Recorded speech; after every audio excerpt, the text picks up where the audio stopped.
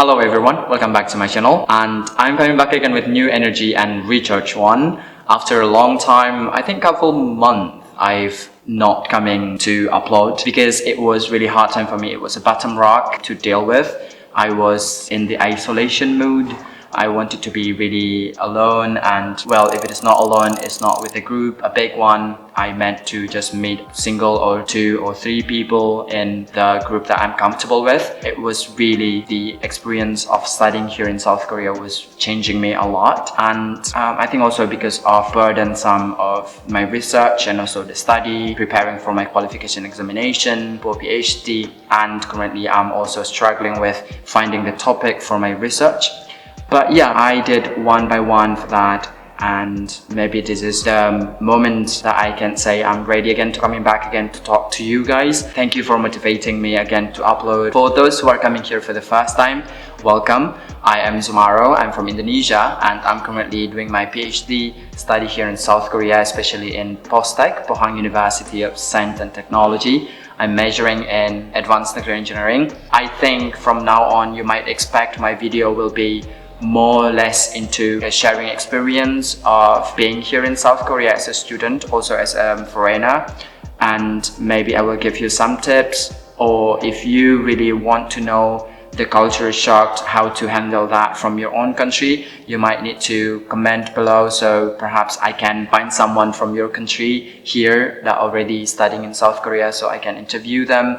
For example, if you're from India, then I have a lot of Indian friends. If you're from Pakistan, I've also just comment below where you're from, and then what do you want to know, and I will try to find the best speaker or the best person that can represent the issue, so you can be better prepared. I think it's good to prevent before it's too late, because when it's too late it costs a lot. It's gonna be physically exhausting, mentally draining, and financially torturing. To be honest, it is what I am currently facing as well. I think I would like to share some things that I did as a big mistakes, especially before I came to Korea. So I believe if I would have done it better and prepared it better, I could live better and easier in South Korea. So I didn't want you to repeat again the same mistakes that I did. Let's just jump to the first one. The first one is I wasn't ready to be non-arrogant in terms of the language study. Living in Poland with specialty of speaking the language after 1 year of studying, it made me a bit arrogant that okay, I might be facing the same thing when I came to Korea, so I didn't need to be worried about the language barriers, right? So I just flew directly to South Korea, learned from zero. I did that in Polish. I speak right now 6 languages that I'm comfortable with, including Korea. It was really bad decision and not good thinking, in a way that you have to be humble in terms of learning new things. Even though I'm always passionate about learning languages, and I know that I have a skill and I have a talent, but when it comes to South Korean language, it was not a common one. I came with zero, and then I was like, wow, this is something different. I was stressed during the preparation. In the Global Korea Scholarship, most of you already know that we got placed into the language school if we don't have any level 5, which is around B1 of the Korean language. You have to be put in the language school, so to prepare for you to experience the culture and to absorb the society value and so on and so forth. And I was quite arrogant, I would say, to think that I would be easily absorbed the language within 10 months, but it was wrong. So I was struggling during the period of wanting to pass the topic exam. Topic is the Korean language examination for the proficiency. I was stressed. Then I moved to my graduate school. It gets worse because here I speak a lot in English, but then when it comes to professionally working in the lab, some people might prefer to speak in South Korean language so that they can express the issue in a way that really comfortable for them. But then I got lost and I didn't understand about that, and I think most of the time it creates a miscommunication. So it was really bad decision to not to think about the language barriers will be an issue. What I would like to say to you is that please absorb yourself before you're coming to Korea. Expose yourself with the language. Just try to listen to the music, try to watch the Korean drama, or just chat with people from South Korea, make friends when it is possible. It's really helpful. Otherwise, you're going to be feeling alone and get lost in translation, to be honest. And yeah, that was the first big mistake that I did, being arrogant of the language, and it wasn't a good decision. And the second one is that I wasn't ready with the cultural difference. I thought I'm Asian, so I'm also from Indonesia, that share the similar perhaps. We have this, like a tendency to be hierarchical, so we have a position that we need to praise, and also we treat some level of ages with different situation. And I was just, okay, so I'm Asian, I will be really great in dealing with that cultural issue. But it wasn't. The problem is that, I don't say it's a problem, I think it was just the unique situation was that because I used to be living in Poland for a long period of time, for 5 years, and I already feeling comfortable with the culture in Poland. So when I'm coming back again to South Korea, I felt lost and I didn't know how to behave, especially for being a straightforward in terms of talking to people. And in South Korea, you cannot do that. You have to be rounding around the bush in terms of being polite. If you don't like something, you would not be expected to say, I don't like that. You'd rather better to say, this is a good one, but I think it wasn't meant to be for me to understand in a way. And rounding around, making your wordings become smoother so that people would not be hurt. In South Korea, I think the culture is more into feelings and emotional. Most important is that you should be careful about what people how people will be affected by your behavior and your words.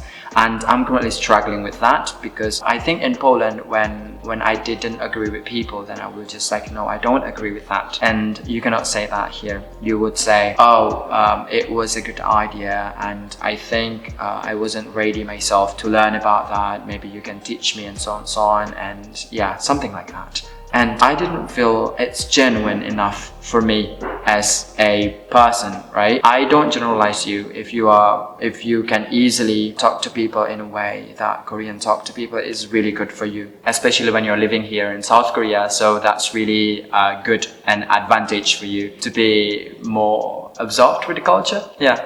But then if you have the same or similar tendency with me, that you wanted to say something and in straightforward way, I think you should be trying to be lenient a bit, to not being strong to come up to people. And I think I sometimes got feeling that people got intimidated by my words and also my behavior, because I'm too no filter. I think I don't have any filter. I can say whatever I want to say, which is not really appreciated perhaps here in South Korea, right? That's the second one. And the third one, we should go about the work ethic. South Koreans are really hard worker, and I really appreciate them to be that. They can be coming to working 14, 15 hours a day, which I am not ready until now. It's really big issue for me. I always just go 8 hours a day, and it was already too much for me, because I think being effective is when you can balance between what you feel and what you think, so that your brain and your physical body and your mental health synchronized. But I think in South Korea, as long as your body is okay, then you have to be there. And the quantity of you being in the lab or in the working office is more important than the quality of your works, perhaps. Well, you have to be performing really good, don't get me wrong. But then if, for example, you've done with what you ought to do. When I was in Poland with the European culture of working, I think when I'm done, then I'm just okay, I'm done for today, then I will just go home so that I can do whatever remains for my personal task. But in Korea, if you're done, then it's better for you to just stay in the lab or in the working office, so people will impression that you're working hard.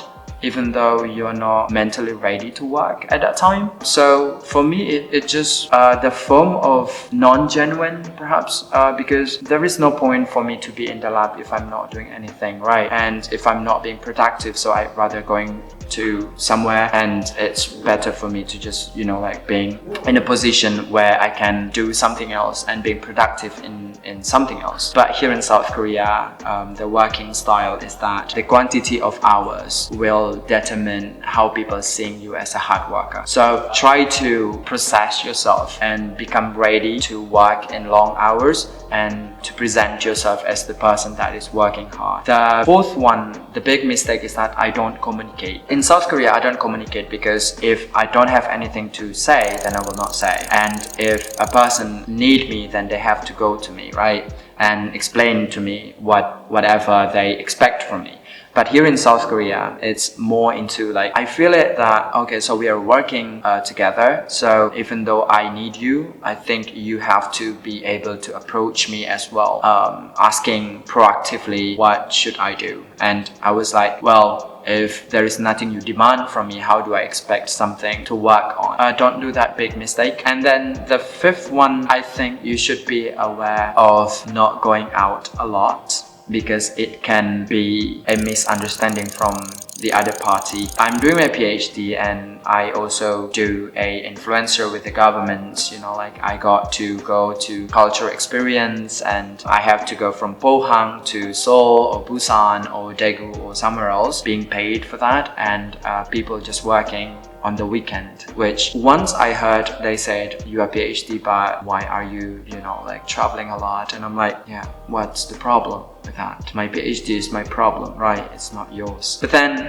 because of, I think also the environment of the university that I'm currently in is quite competitive. Like postdoc is number 3 in Korea and it's small, so that everyone is like being really competitive for such. I wasn't aware of that because before I came. Until now, I think like I feel comfortable to do both for my mental health and also my professional work. So just be aware of that. Don't be happy too much, or at least don't show that you are happy on the weekend. I put it in a really weird way. I don't know. So that's really thing. And then the last one, perhaps, try to be understanding to people. Even though you are not feeling it, just try to not showing your true feeling of this agreement. Just, you know, like behave as you are okay with that, even though you are not okay with it. Being absorbed, again, I think this is like connected to the culture, and that's pretty much the, you know, like the big mistake that I'm doing. I definitely need to improve that, but I don't know if I have to change my character because it's already built. Before you coming here to South Korea, just be aware of that 6 things that I've told you I've made the mistake on, so that you will not be doing the same thing again and again. And really, like, far away from family, far away from friends that you knew before is a big deal. A survival questions, I guess. I hope you will be able to come to Korea and then to experience the Korean culture to the most, because this country is really good country. It has a lot of combination of the modernization and traditionalism. So I would believe you are enjoying that. And yeah, contact me from my Instagram if you would like to know privately, or comment below in comment section if you want to know better and more detail about how to face the struggle here in South Korea. Or if you want to know the experience from the people from your country, just comment your country, and then I will try to find someone that I know that can give you a specific issue related to what you're concerned about. Alright? Don't forget to keep watching the contents that I have uploaded, and I'm pretty sure that I have motivation, I think at least by now, to be regularly putting the information so that you won't be, you know, like falling into the same hole that I did. So thank you very much for watching this a bit long video after coming back for a long time. And that's really great if you made it until now. I really appreciate that, and I hope I will meet you in South Korea, and contact me if you do coming to South Korea. Maybe we can hang out and then experience the culture together. Alright, that's pretty much it. I wish you have a great journey of your study or maybe work, in South Korea, and good luck with everything. See you, bye bye.